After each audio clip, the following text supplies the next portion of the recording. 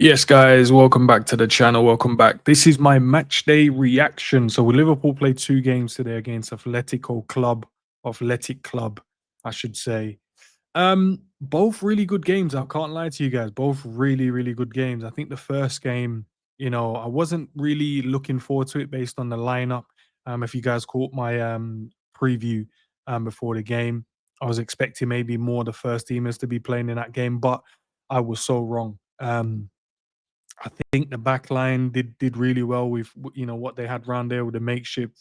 Simicast, Robbo played really well. To be fair, Stevenson as well played really well.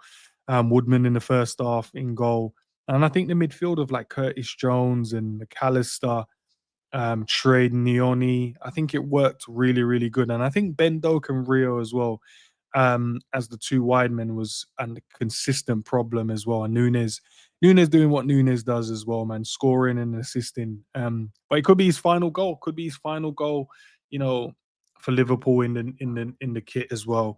Rio scoring, in the first goal in Liverpool's new kit and got the first assist in the new Adidas kit as well.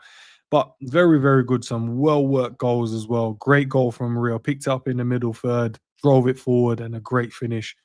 And then for the second goal, nice little knockdown to Nunes with a great goal. And even for the third one as well, bopping it around from the back, getting into midfield, quick transitions as well, moving the ball forward into Nunes. Great little ball. And Nunes holding it up, spinning and playing it into Harvey for a great finish as well. So some great goals, man. Some really, really, really good goals as well. And then for our second game, um, the speed in transition, the power and the pace from the forward. Ekitike looking really good. Mo looking sharp. Some wonderful passing from Mo in the game as well. Cody as well could have probably scored a hat trick as well. He did get one, but he scored one in his own net. But two really, really good goals from him as well, man. But Sobos line, a deep line, him and Gravenberch. And then Florian Wirtz, Jesus, the guy just plays football on easy mode, doesn't he? Very, very simple, keeps it nice and simple and ticking. Um, and he just moves around the pitch. He could have probably grabbed himself a few goals as well, arriving into the box the way he has. If he wasn't for a couple of blocks and the ball, he didn't catch one of them right when Mo slipped him in and he kind of come off his shin as well. But Sobo, man, outstanding performance. I know there's that conversation who's going to start in the midfield three. You've got McAllister, you've got Jones, you've got Soboslai, you've got, Gravenberch, you've got so many talented players, but who's going to start as a midfield three? You'd say Florian Wirtz starts. Yeah, that's a gimme. I think Soboslai starts just by the way he's been playing. I don't know what you guys think, but I think he's going to start and he's going to play. There's nothing that tells me he's not on a slot type player. And then it's down to McAllister or Gravenberch. The only thing I think McAllister now has, obviously, he's just come back from his injury, so they have to be very careful with him and give him the right amount of minutes. But I think Gravenberch's preseason's been really, really good as well. The good thing for McAllister is Gravenberch is going to be suspended for the first game of the Premier League. So McAllister has the opportunity to kind of take that position and own it for himself. But I think Gravenberch, just by the way he plays, even especially watching him today, the way he glides around, his interception as well, snapping into tackles, um, and just being a really good pivot in the midfield. So it's gonna be very, very interesting. I think it's gonna be a headache in terms of who starts in the midfield, but it's a good headache to have, in my opinion. Virgil missed today because of illness. Um, so speedy recovery for him. And then an injury concern for Bradley. I'm not too sure the severity or how the length of the injury is for him. I don't think it's that long. But this is one of the things that I've been worried about with him as well. I think he's a fantastic talent, but but you have to be consistent. You have to be available, my guy, if you really wanna put your stamp on this team, your authority on this team.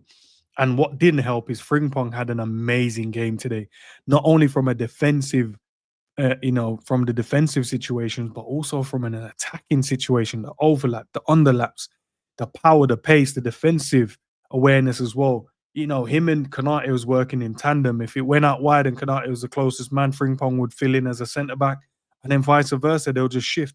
They look like the partnership, and I think Mo and Frimpong worked so good together as well. So I don't know what Bradley's gonna do, guys. I don't know what he's gonna do, but I love him as a player, and I think he's fantastic. But you have to be available, and if you're not available, yeah, it's gonna be so tough for you now. I think Frimpong will start for me in the Charity Shield, the Community Shield game, and I think for me, I really believe he's gonna have a fantastic game in that one, which then means he'll start the first Premier League game the following Friday on the 15th. So Bradley has a lot of work to kind of do there. I think Liverpool has to do some business as well. We have to go and get a centre back in as well. Joe Gomez, don't know the length of his injury, how long he's going to be expected to be out. So you're going to need someone there. I don't think we can start the season with Virgil and Kanate as the sole senior centre backs as well. I think we kind of missed the trick with the Kwanzaa thing by selling him, but it just is what it is, man. He wanted to leave first team. We couldn't guarantee him, so I get it. He has to go and get the opportunity to go and play elsewhere, which is fine, fair enough. But with Liverpool as a club, we cannot start the season with only two fit centre halves, and then we have to trust Gomez to be, ready to come in when needed as well. And I don't think so. And I don't want to do this solution thing where we're gonna Endo can play. Even though Endo had a fantastic game for me as well at centre back, it doesn't mean they can do that across the whole season in the Premier League. So I don't want to be in a situation. I don't want to be in a situation where we take Gravenberch out the midfield either to play him at centre back. I feel like he's needed within the that pivot in the midfield. He's very vital to what we did last season, and I think he's going to be vital to what we do this season. So I don't really want to do all of this square pegs in round holes situation. I want us to go out there and fix those solutions within the transfer window. And look, some may say we need two. For me, I just think we need definitely one. Definitely, we need to get one. And then potentially now with Newcastle up in the bid for Benjamin Sesko, that should then potentially free up Isak now, Alexander Isak to now come to Liverpool. More Newcastle be more willing to listen to offers as well. So look, I think it's a fantastic time at the moment for the club. I think it's a fantastic moment for us as Liverpool fans as well, man. So we just need to rally, get behind the team, and stand together as a unit as well, man. And credit to Anfield today as well. And the tribute to Jota as well in the 20th minute, the players being able to stand and clap their fellow man, their fellow teammate, man, passing away and stuff like that in the tragic way he did. But shout out to Jota and his brother Andre and his family, man. So yeah, man, it's going to be a very, very interesting season for our team as well. Coming off the back of not only a tragedy that we have to deal with, and not in my time as a fan, not being able to deal with this. I know maybe fans from yesteryear could tell us about different moments with in those teams they supported, but for us as well. But you listen, we're in a good position at the moment as a team. I think the manager and the coaching staff and the players, they're very focused on the job at hand. So listen, may that continue, man. May that continue. But guys, let me know your thoughts in the comment section as well. And if you're new to the channel, consider subscribing to the channel. And also, smash a like on this video as well, man. We're close to that 5K mark. So if you want to help us get there, would muchly appreciate it. And we normally have daily videos as well, guys. So you guys can catch us, live as well. And then I think tomorrow we'll bring you some more Isak news as well. Definitely more to be spoken about on that matter. And with this new bid from Newcastle being around 80 million and the 10 and add-on, so it brings it up to around 90 million for Benjamin Sesko. That means one thing: Alexander the Great should be on his way to Anfield to come and play. And the number 9 shirt could be available, and the number 14 shirt could be available. So take your pick.